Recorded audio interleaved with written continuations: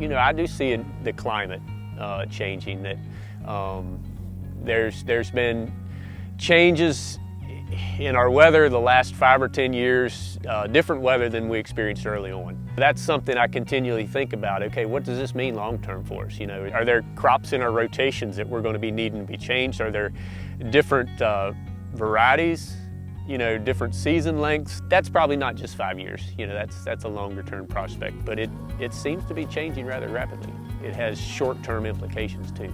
We're caretakers of what we've been given. We're caretakers of creation. The motivation to keep going, you know, on the bad days and when things aren't working is like, well, you know, we've got to keep this thing moving so that that opportunity, you know, exists later if our children want to farm.